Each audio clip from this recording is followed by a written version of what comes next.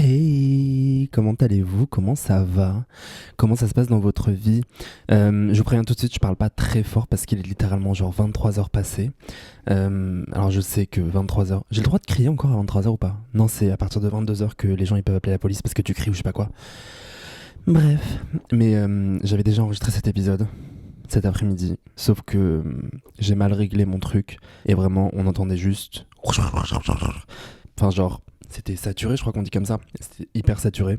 Pourquoi je fais genre je sais pas le mot alors que je l'ai réfléchi il y a 2 secondes parce que j'étais pas sûr du mot. Voilà, je le savais pas il y a 2 secondes, maintenant je le sais.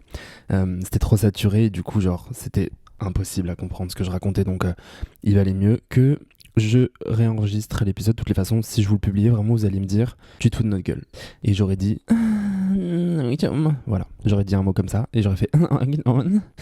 Et j'aurais après. Et après, vous m'auriez dit par contre, on comprend pas ce que tu dis, arrête de faire des bruits, genre. Et j'aurais fait. Ok. Bref. Du coup, ça va être un petit peu moins, pas un petit peu moins joyeux, mais du coup, comme je peux pas crier et tout, je sais pas trop comment vous exprimer le fait que, en tout cas, déjà, ça me fait très plaisir de vous parler. J'ai tellement peur que ça sature, c'est déjà dans le rouge. Je vais vraiment le baisser un petit peu et au pire, j'augmenterai le son directement au moment du montage de l'épisode. Non, mais je suis ravi. Déjà, j'ai oublié de vous le dire, mais bienvenue dans ce nouvel épisode. Bienvenue dans Pensée Vagabonde, qui est détenu, non? C'est quoi le mot? Présenté par votre host, moi, Zobidamina. Zoubidamina. Et oui, c'est moi. Vous pouvez me retrouver sur tous les réseaux sociaux. pourquoi, je, pourquoi je commence à me présenter comme... genre, vous pouvez me retrouver sur tous les réseaux sociaux. Je dis la fin de l'épisode au début. C'est hallucinant. D'ailleurs, qu'est-ce qu'on fait d'habitude à chaque début d'épisode? Je vous raconte des anecdotes. Généralement, j'en raconte 3. Je sais que j'en ai raconté 3 du coup dans l'épisode que je n'ai pas utilisé, que je ne vais pas utiliser, mais je ne sais pas si je me rappellerai des 3. La première anecdote, elle est très simple et c'est toujours moi et mon cerveau qui vraiment ne comprend rien de ce qui se passe autour de lui. Je rentre un jour chez moi et je suis en mode c'est pas possible, mais ça sent le poulet grillé quoi. Le poulet grillé, mais le poulet grillé, hein, pas une autre viande. Genre le poulet grillé, ça sent le poulet grillé. Je suis en mode ça c'est pas vegan, c'est pas du tofu, c'est du poulet grillé quoi. Cette histoire, quelqu'un a grillé un poulet. Et je cherche, et vraiment, je ne mens même pas quand je suis en train de vous dire que pendant un moment, genre je ne cherchais pas forcément physiquement, mais je cherchais dans ma tête. C'est-à-dire j'étais en mode mais d'où ça vient? Les voisins ont fait un barbecue, c'est bizarre, nan. Et en fait, je suis tellement, mais je ne sais pas, j'ai envie de dire bête, mais c'est pas bête le mot. Je n'ai aucune attention quoi. C'est-à-dire que c'est moi qui avais acheté du poulet en fait. Mais genre si je me rappelle bien, j'avais acheté du poulet, je suis rentré chez moi, je l'ai mis dans mon frigo, et après je suis parti faire du sport, et c'est en revenant que j'étais en mode mais ça sent le poulet, mais c'est bizarre, pourquoi ça sent le poulet chez moi comme ça et tout ça? Bah c'est normal, Mavel, t'as acheté un poulet en fait. J'ai acheté un poulet rôti, vous savez, dans les tournantes là. Oh là là, c'est pas ce mot. Dans les... je sais plus comment on dit, moi quand j'étais plus jeune, on disait tu vas au marché pour acheter le poulet avec les pommes de terre quoi. Donc avec les patates. Poulet patates. Et donc c'était ce qu'on a acheté. Mais voilà, c'est dans la tournante. Enfin, dans le... Bref, le truc qui tourne quoi, le poulet grillé qui tourne. J'avoue que j'ai arrêté, mais je vous l'avais dit je crois déjà, j'achète plus de poulet en supermarché parce que déjà je trouve ça trop cher. Alors peut-être qu'il est meilleur en supermarché, j'en sais rien. Du coup parfois, pas tout le temps, mais quand j'ai envie de manger du poulet, j'achète un poulet entier et ça me fait genre 4 repas. Même parfois plus. Ça peut aller jusqu'à 5 repas. Parce qu'en gros je prends genre une cuisse, une deuxième cuisse, un blanc, un deuxième blanc, et après ce qui reste sur la carte casse, je vais le dépatouiller et j'en fais un autre repas. Donc voilà. Je suis désolé pour tous les véganes, tous les végés, parce que vraiment là ce que je viens de dire c'est... Et après je vais être là genre j'adore les animaux. Je viens de dire que je dépatouillais la carcasse d'un poulet, genre who the fuck am I? Non j'avoue, je mange pas beaucoup de viande en fait, et je crois que si je suis très honnête, la raison principale c'est que ça coûte cher. Et en fait, juste, ça me saoule de préparer de la... Ça m'intéresse pas. Genre, je sais pas. C'est pas un truc où je suis en mode genre, je kiffe préparer de la viande. Je trouve que de la viande, elle se prépare bien quand t'as un four. J'ai pas de four. Et ouais, c'est pas trop mon délire. Enfin, juste, c'est pas que j'aime pas. C'est juste que c'est pas... ça me manque pas et c'est pas mon délire. Et quand je regarde les prix, je suis en mode genre, bah en vrai, ça me sert pas à grand chose d'acheter une barquette de poulet avec 3 blancs de poulet là. Et puis au bout de... Enfin, si je les mange pas directement, ça c'est plus bon. Enfin, bref. Donc je le mange pas. Et j'aime pas mettre la viande au congélateur parce que quand j'ai envie de manger, j'ai la flemme de décongeler un truc. Donc je la mets pas au congélateur. Donc je ne l'achète pas. Tout simplement. La deuxième anecdote, je sais plus ce que c'était. Ah si, c'était cette histoire. Un jour, ma mère, elle me dit récemment. Euh, En gros, je suis chez ma mère, je lui dis genre ouais, j'ai envie d'acheter des trucs, genre j'ai envie de dépenser de l'argent, genre. Et elle me dit, elle me répond pas, mais elle commence à rigoler. Je lui dis mais qu'est-ce qui t'arrive? Pourquoi tu rigoles? Et elle me dit non non mais je vais pas te dire, je vais pas te dire. Et je la vois, elle rigole dans, je sais pas comment on dit, mais dans sa barbe genre. Et je suis en mode mais bah dis-moi genre pourquoi tu rigoles comme ça? Et elle explose de rire, elle me dit t'as qu'à t'acheter des cheveux. Et je suis vraiment en mode genre, ok, period. Donc je sors mon téléphone, je vais sur je sais plus quel site et je cherche, il y avait une perruque qui m'intéressait, une pépé, 26 pouces, cheveux ondulés, bouclés un peu comme ma texture de cheveux naturelle. Et je lui dis, genre, sans, comment on dit, glueless. Donc en gros, t'as pas besoin de la coller, juste tu la poses et tu la serres derrière. Et je lui montre et je lui dis, ok, bah 300 € s'il te plaît. Donc là, elle me dit, ah bah maintenant tu vas dire que c'est à cause de moi que t'achètes des perruques. Bref. Et ah oui, la troisième anecdote. La troisième anecdote, c'est littéralement, je pense que mes voisins m'en veulent et veulent probablement ma mort. Je le dis de manière très honnête. Non, je rigole. D'ailleurs, je pense tout à l'heure en marchant que je me suis rendu compte que c'était peut-être à cause du vent. Je ne sais pas encore. Mais ce que j'ai remarqué, c'est que ça doit faire 4 fois que je me réveille. Non, enfin, que je sors de chez moi plutôt. 4 fois que je me réveille. On dirait que je passe ma vie à être endormi. Je me suis réveillé 4 fois récemment. Et en sortant de chez moi, je vois des cigarettes, des mégots de cigarettes devant ma porte, mais toujours les mêmes, genre. Donc je suis en mode, est-ce qu'il y a une personne qui visiblement fume des clopes blanches et genre, moi, ça me rappelle les clopes que je fumais quand j'étais jeune. Non, je crois que j'en ai fumé une ou deux fois, j'en achetais pas parce que je trouvais ça dégueulasse. Les Lucky Strike, vous savez, enfin vous savez, ne fumez pas, mais les cigarettes avec une bille dans le mégot. Et en gros, tu éclatais le mégot et tu fumes. Et en gros, ça avait un goût de menthe. Et généralement, nous, quand on était jeunes, les gens qui fumaient ça m'est déjà arrivé de fumer ça, c'était en mode genre la clope avant de rentrer chez toi, ou moi j'étais en internat, donc pour pas que les gens sachent que tu fumes, quoi. Et du coup, en gros, tu fumais ta cigarette, soit tu la fumais en entier avec la bille de menthe éclatée, soit tu fumais ta cigarette et genre vers la fin, hop, t'éclatais la bille. Comme ça, à la fin, Zerma, t'avais un goût de menthe dans la bouche. Ce qui n'est pas vrai, tu pues la clope froide et c'est tout, genre. Mais voilà, en tout cas, je sais que c'est pas moi puisque ça va bientôt faire, pas tout de suite, mais en août, ça fera 6 ans que j'ai pas fumé. Et d'ailleurs, je vous avais dit que je me posais la question de si je voulais refumer ou pas. Bon, j'ai pas refumé. Parfois, quand je me réveille le matin, je suis en mode merde, j'ai fumé cette nuit. Et en fait, pas du tout, c'est juste dans mes rêves, genre parfois j'allume une clope dans mes rêves. Voilà, et ça me va très bien comme ça de fumer juste dans mes rêves et pas en vrai. Non, mais le sujet dont je voulais vous parler aujourd'hui, j'ai tellement peur que ça sature, sinon ça va me saouler parce que, comme je l'ai dit, j'ai déjà enregistré cet épisode. Et je voulais en enregistrer un deuxième parce que j'aime pas me répéter, mais je me suis dit que celui-ci, je le trouve quand même intéressant, donc je voulais quand même vous en parler. En gros, j'ai juste revalidé le truc qu'on s'était dit en début d'année de se prendre des bâches. Bah en fait, c'est cool, c'est pas bien, non, c'est cool, c'est pas grave, c'est sexy, c'est genre libérateur et de ouf quoi. Dans le sens où je m'explique, récemment je vais à une release party, la release party de l'album des Desert Girls. Je vous invite à écouter, c'est trop bien. Il y avait 2 premières parties, dont La Rami que je vous conseille de ouf. Et j'ai adoré, genre littéralement tout ce que j'ai écouté, enfin c'était vraiment génial. Et du coup, ce qui se passe, c'est que quand j'y vais seul. J'y vais seul parce que j'avais pris les places à un moment, genre en étant juste dans mon lit, j'ai vu sur Instagram ce truc et j'étais en mode ah ok, je prends les places, au pire je trouvais quelqu'un pour y aller, au pire j'y vais seul. Et parce qu'elles étaient pas chères en fait. Je sais pas si vous voyez, les événements où ils mettent genre les premières places sont pas chères et une fois que les places pas chères sont parties, bah en gros ça augmente. Et du coup là vraiment, je crois que j'ai payé genre 10 balles.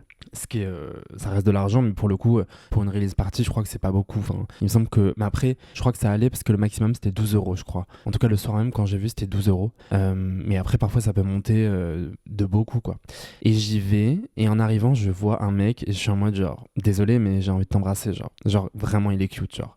Et il a ce côté. Alors après, vous savez, c'est le genre de mec. C'est pas le genre de mec vers qui il faut pas aller, mais c'est un mec genre. C'est où t'es en mode genre. Ah, il est cute, mais je sais pas, la vibe elle fait un peu genre. Soit il est hyper cute, hyper mignon, soit il peut être un peu un connard. Après, je vais être très honnête, moi je me rends compte de plus en plus que, genre, bon, je suis peut-être pas un connard, mais je suis vraiment fuck person, genre, je parle avec 10 millions de personnes, enfin c'est hallucinant. Bon, après ça va, sur les, qu'on appelle ça, sur les applications de rencontres. Bref, c'est un autre sujet. Donc j'arrive et je me dis, Mago, tu te lances, au pire tu te prends un bâche, on s'en tape, tu vas lui dire, tu notes ton numéro, vraiment en arrivant, je me dis, tu notes ton numéro sur une feuille et tu vas lui donner. Genre en mode, tu me plais, tiens mon numéro de téléphone. Donc je vais au bar, je demande un stylo, il me sort un crayon de papier. Vous dites crayon de papier ou crayon de mine? J'ai toujours dit crayon de papier moi. Je dis même pas crayon à papier, je dis crayon de papier en fait. Crayon pour le papier en fait. Crayon de papier. Et j'écris du coup mon prénom, entre parenthèses, release party Deserty Girls. Comme ça, il se rappelle d'où vient son numéro de téléphone. Et je note mon numéro de téléphone. Et en fait, pendant la soirée, c'est hilarant parce que vraiment, j'envoie des messages toute la soirée à... Déjà, je passe une super bonne soirée. Je m'éclate de ouf. Ce soir-là, je devais voir un mec. Mais finalement, lui est fatigué. Et en fait, moi, comme je suis à cette release party et que je kiffe de ouf, ça m'arrange. Je suis en mode, il n'y a pas de problème. Il me dit, genre, profite de ta soirée. Je suis en mode, ouais, bien sûr et tout. Il n'y a pas de problème. Toi, repose-toi bien, machin. Et je passe une soirée de ouf. Et toute la soirée, je vois qu'on se capte. Je sais pas si vous voyez ce que je veux dire. Genre, on se regarde. À un moment, je croise je croise le regard d'un autre mec mignon, genre. Et je suis en mode, ah, il y en a deux. I'm a bit of a hoe now. Là, c'est la première fois de ma vie que genre vraiment j'assume d'être a hoe. Quand je dis j'assume, c'est pas que j'assumais pas avant, c'est que là j'ai l'impression que je suis un peu plus libre dans ma vie et vraiment genre I'm a hoe et genre il y a aucun problème with this et genre I love it et genre I'm here just to voilà découvrir les gens, des ragels et ou même des meufs, c'est pas le sujet, mais juste vraiment de m'amuser quoi. C'est pas j'ai envie de rencontrer des gens, genre j'adore rencontrer des gens en ce moment, je sais pas pourquoi. Bref, I'm a hoe. Et du coup, je vois ils sont en train de se parler et tout, et là je me dis bah Mago, c'est bon, c'est fini, t'as perdu ton truc. Je crois même qu'à un moment je les vois partir aux toilettes, mais je suis en mode bon bah probablement qu'ils se sont fait un petit quickie dans les toilettes et genre that's it, genre je les reverrai plus jamais et tout. Et le concert se termine, je vais rendre mon verre et je vois le premier du coup sur les marches en train de se fumer une cigarette et de terminer sa bière je crois, bref son verre.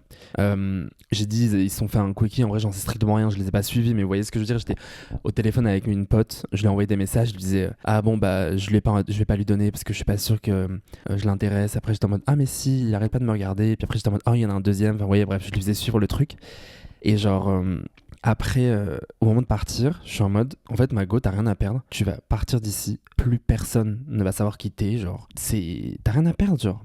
Donc il est vraiment assis sur les marches, il y a plein de gens autour, en fait c'est des longues marches, donc il y a plein de gens autour. C'est la fin du concert, donc les gens sortent, fument une clope, boivent un verre, enfin tu vois, vous voyez pardon, ils sont genre vraiment genre tranquilles et tout avant de partir. Et je me dis en fait t'as rien à perdre. Je suis là, perché sur mes bottes à talons, ma mini-jupe, mon top rose à bretelles, par-dessus j'ai genre un pull avec plein de trous, fait exprès, genre vraiment il y a des trous partout, ce qui fait que en gros ça tient pas du tout chaud, enfin bref. Mon sac à main, et en fait j'y vais déterminé, et je vais vers lui, je suis en mode genre, en fait j'ai rien à perdre. J'avais remarqué que quand il parlait à l'autre, quand les deux mecs mignons se parlaient, j'ai remarqué que le deuxième pour aborder le premier, en fait il lui a tendu la main et il lui a dit bonjour. Et moi c'est vrai que depuis le départ j'étais en mode mais en fait comment t'abordes une personne? Bah en fait Mago, juste tu serres la main et tu dis bonjour, tu vois. Et j'arrive vraiment Mago comme dans les films, genre, c'est-à-dire je tends ma main, ça se voyait que ça se voyait que je suis pas un mec cis, genre je ne sais pas tendre la main, quoi. C'est-à-dire que j'ai tendu la main comme une personne qui veut se faire baiser la main, vous voyez ce que je veux dire? Genre vraiment, j'ai tendu, mais ma main n'était pas droite, sans bref. En fait, je rigole parce que je l'ai remarqué. Je me suis dit genre, tu sais, j'ai pas tendu genre droit, j'ai fait genre, enfin bref. Là, je suis en train de mimer devant moi, mais ça n'a aucun sens, genre, bref, vous avez compris. Je tends la main, on se serre la main, je lui dis bonjour. Il est un peu étonné, je suis en mode genre, désolé de te déranger, mais c'est juste pour te dire, enfin, je trouve vraiment cute, genre, est-ce que je peux te donner mon numéro de téléphone?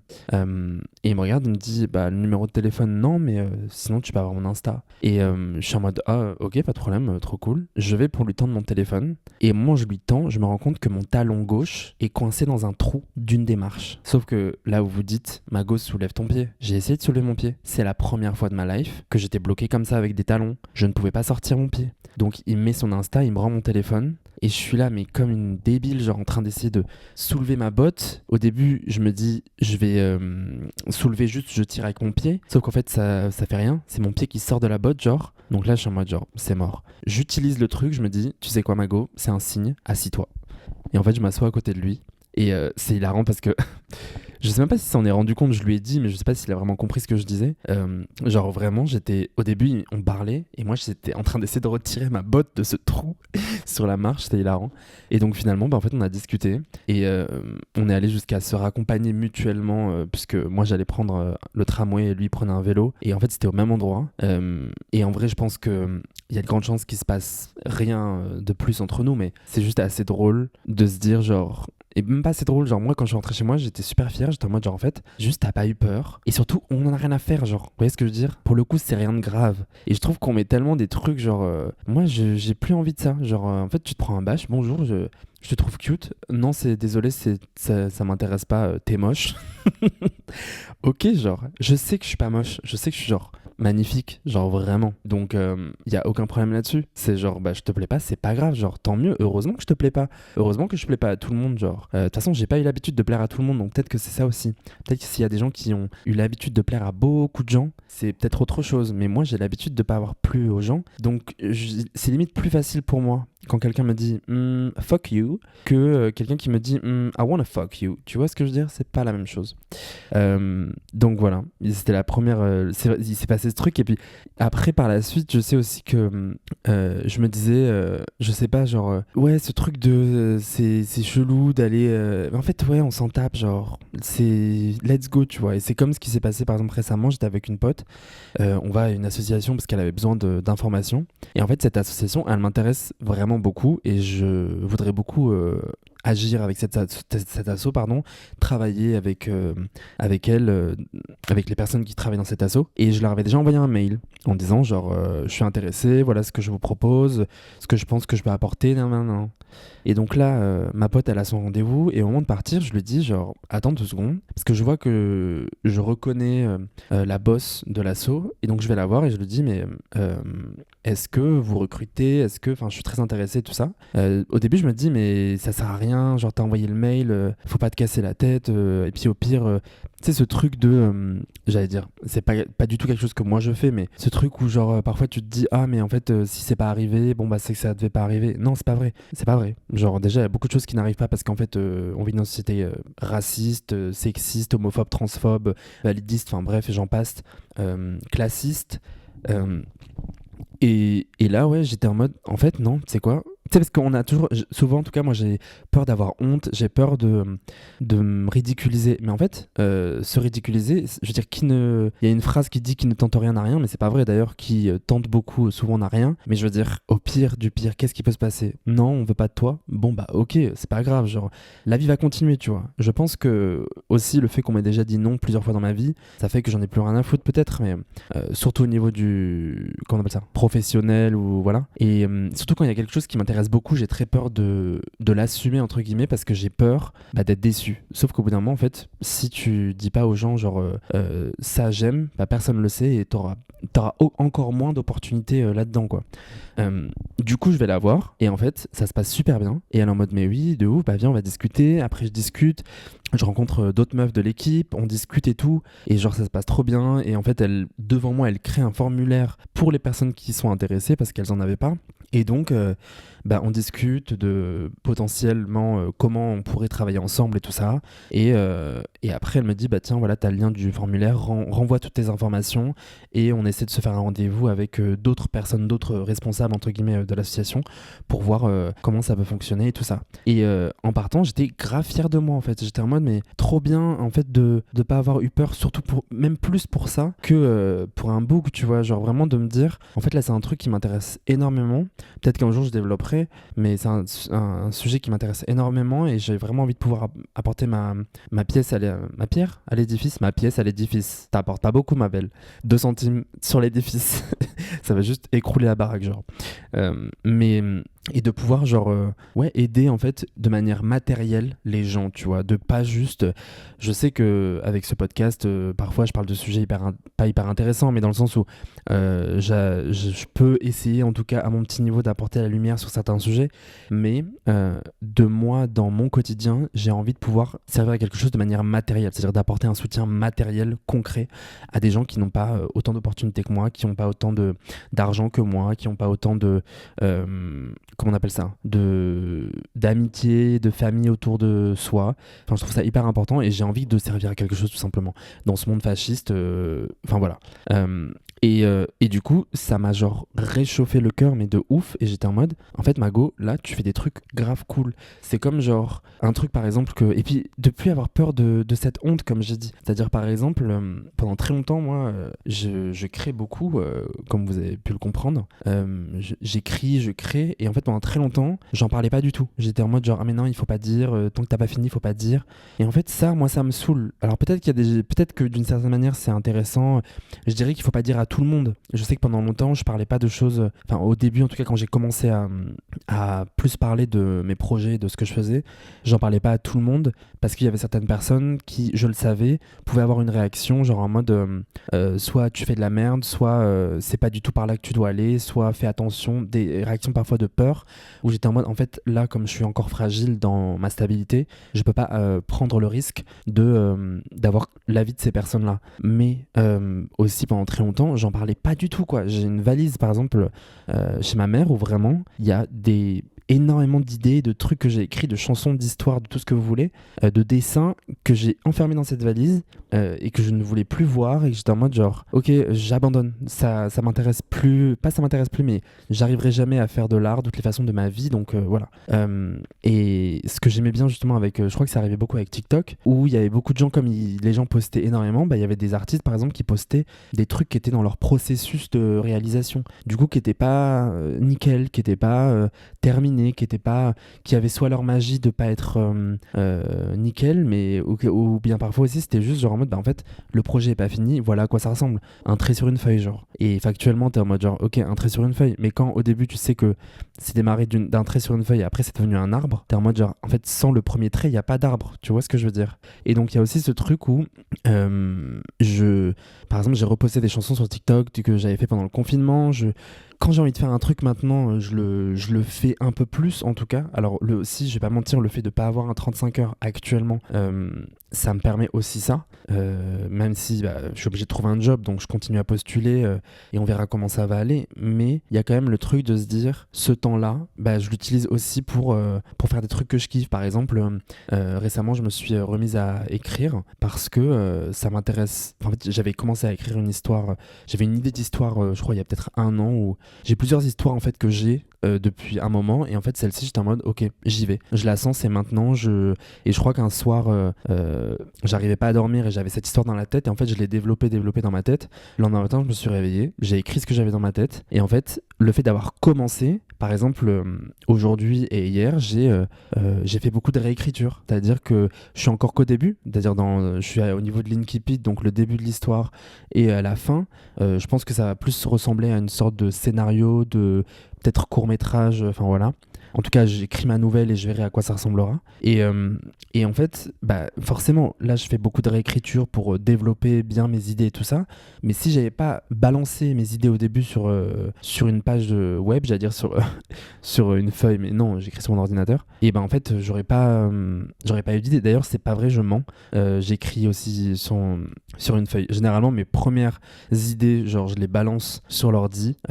Et après, pour tout remettre dans l'ordre, je suis obligé de prendre un stylo et une feuille. J'arrive pas genre à effacer tout ça parce que j'ai besoin de vraiment genre avoir ma feuille avec plein de ratures et plein de trucs, pas forcément plein de ratures, mais en tout cas vraiment vous voyez, j'ai gommé, j'ai réécrit, j'ai gommé, j'ai barré, j'ai machin, ça s'appelle des ratures en fait.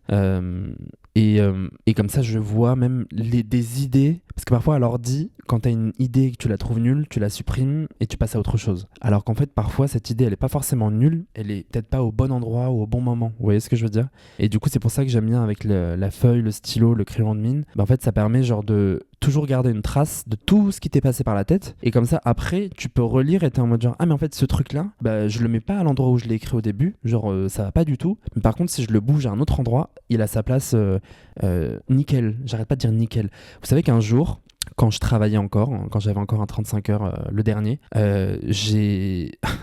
c'était pas ma collègue, mais c'était une autre personne qui travaillait genre dans une autre boutique. Et un jour, elle passe et je sais plus, je lui dis genre j'adore ta tenue et tout ça. Elle me dit oh merci, c'est trop gentil. Et je lui dis tous les jours nickel. Vraiment, je me rappelle quand j'en ai parlé à une de mes collègues, elle rigolait. J'étais en mode, mais qui dit ça? On dirait, c'est comme si je le dis, tous les jours t'es propre. Ça veut rien dire, ça.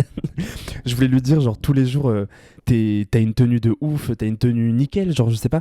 Et j'ai utilisé le mot nickel, genre. Genre, tous les jours t'es propre, ma belle. Tous les jours tu viens, t'es lavé. C'est vraiment ce que ça voulait dire, ce que je lui ai dit. C'était hyper gênant. Et après, quand elle est repassée, je lui dis je suis désolé, je sais pas pourquoi j'ai dit le mot nickel. Enfin, je voulais juste dire que voilà, tu t'habilles trop bien tous les jours. Genre, c'est tout ce que. Elle m'a dit non, mais t'inquiète, j'avais compris. Hein. Après, moi, le problème, c'est que quand je pars dans ma tête, je pars loin. Mais donc voilà, tous les jours nickel en fait. Tous les jours. Tous les jours nickel. Et tous les jours, on se prend des bâches, peu importe. Et en fait, ça fait du bien de faire des trucs où. Genre, en ce moment, j'avoue, je suis fier de marcher. Genre, dans le sens où même si je me prends des claques, je suis un peu en mode genre, ouais, mais j'ai la sensation là que pour la première fois de ma vie, peut-être pas la première fois de ma vie, mais je sais pas si vous voyez, mais il y a des moments dans la vie où on a l'impression, même si après on revient sur un mauvais chemin, pendant un instant, on a l'impression de marcher sur un bon chemin, quoi. Et là, c'est ce dont j'ai l'impression. C'est je sais pas où je vais pas exactement où j'ai envie d'aller, mais je sais que là, je marche sur le bon chemin. Je sais que mes pieds me brûlent pas quand je marche en fait. Même quand je suis en talons, j'ai pas mal genre.